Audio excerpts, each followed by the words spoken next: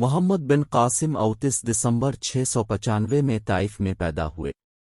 ان کے والد خاندان کے ممتاز افراد میں شمار کیے جاتے تھے۔ جب حجاج بن یوسف کو عراق کا گورنر مقرر کیا گیا تو اس نے ثقفی خاندان کے ممتاز لوگوں کو مختلف عہدوں پر مقرر کیا۔ ان میں محمد کے والد قاسم بھی تھے، جو بصرہ کی گورنری پر فائز تھے۔ اس طرح محمد بن قاسم کی ابتدائی تربیت بصرہ میں ہوئی۔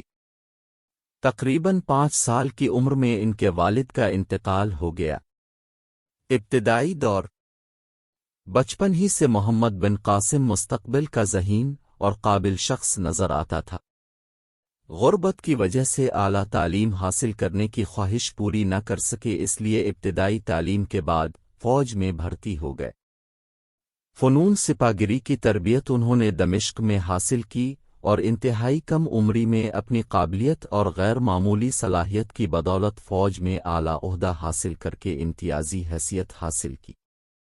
15 سال کی عمر میں 708 کو ایران میں کردوں کی بغاوت کے خاتمے کے لیے انہیں سپہ سالاری کے فرائض سونپے گئے۔ اس وقت بنو امیہ کے حکمران ولید بن عبد الملک کا دور تھا اور حجاج بن یوسف عراق کا گورنر تھا۔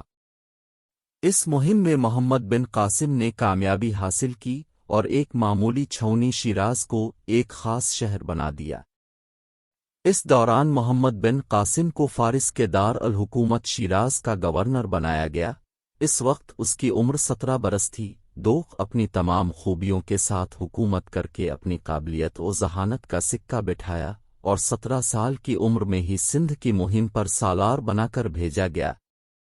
حضرت علی کے ایک ماننے والے کے ساتھ سلوک۔ ترمیم مورخین کے مطابق حجاج نے مکہ میں حضرت ابوبکر کے نواسے عبداللہ بن زبیر کی حکومت ختم کی اور ان کی لاش مسجد الحرام میں عبرت کے لیے ٹانگی۔ پھر وہ عراق گئے اور حضرت ابوبکر کے بھانجے کے بیٹے عبد الرحمن بن محمد بن الشس کی بغاوت کو کچلا۔ ان کا ساتھ معروف راوی اور حدیث کے استاد عطیہ ابن سعد نے دیا تھا۔ وہ کافی بوڑھے ہو چکے تھے، مگر اس بغاوت کی ناکامی کے بعد کوفہ سے ایران چلے گئے۔ شیراز میں محمد بن قاسم نے عطیہ کو گرفتار کر لیا۔ اس دور میں حضرت معاویہ کے زمانے میں شروع کردہ چنانچہ تہذیب التہذیب میں حافظ ابن حجر عسقلان 3، طبقات البر میں ابن سعد 4 اور تاریخ طبری میں ابن جریر طبری لکھتے ہیں کہ حجاج ابن یوسف نے محمد بن قاسم کو لکھا کہ حضرت عطیہ بن سعد کو طلب کر کے ان سے حضرت علی پر سبوشتم کرنے کا مطالبہ کرے، اور اگر وہ ایسا کرنے سے انکار کر دیں تو ان کو 400 کوڑے لگا کر داڑھی مونڈ دے۔ محمد بن قاسم نے ان کو بلایا اور مطالبہ کیا کہ حضرت علی پر سبوشتم کرے۔ انہوں نے ایسا کرنے سے انکار کر دیا تو محمد بن قاسم نے ان کی داڑھی منڈوا کر 400 کوڑے لگوائے۔ اس واقعے کے بعد وہ خراسان چلے گئے۔